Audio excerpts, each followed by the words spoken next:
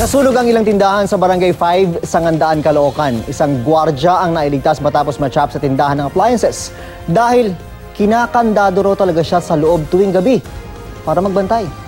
Ang Minita Balita hatid ni Von Aquino.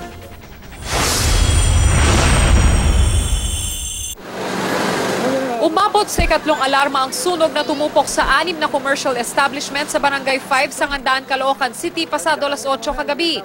Ayon sa Bureau of Fire Protection, nagsimula ang apoy sa isang salon. Sabi ng may-ari na may binabalikan yung mga tauhan nung doon sa salon kasi sabi nga daw po may naiwan. Hindi po namin alam kung anong naiwan. So baka po pa sa investigation makikita natin. Mabilis na kumalat ang apoy pero hindi naman nadamay ang mga katabi nitong gusali na may maayos umanong firewall. Hindi siya concrete, light materials lang ang kanyang mga pagkakagawa. Kung magkakadikit lang siya, saka halos isa lang yan. May mga partition lang siya. Ang security guard na ito na-trap sa loob ng binabantayang appliance store. Ipinapadlock daw kasi siya sa loob nito habang binabantayan ng kanilang tindahan.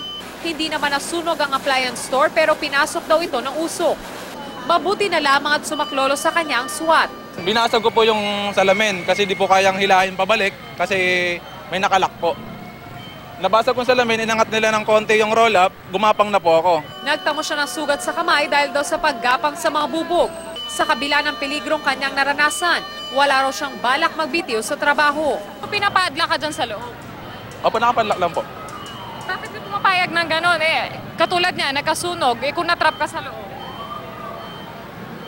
Wala tayong magagawa, trabaho yan. Yun talaga. Sa pagtaya ng BFP, aabot sa 500,000 pesos ang halaga ng mga nasunog na ari-arian. Tuluyang naapula ang sunog mag-alas 10 ng gabi. Paalala ng BFP. Yung mga ilaw natin, kumukurap-kurap. Ang ibig sabihin dyan, nag-short yan. So, pacheck na natin yan sa licensed electrician. Kung maluwag na yung mga saksakan natin, palitan na natin yun kasi yun ang pinagsimulan ng sunog. Von Aquino, GMA News.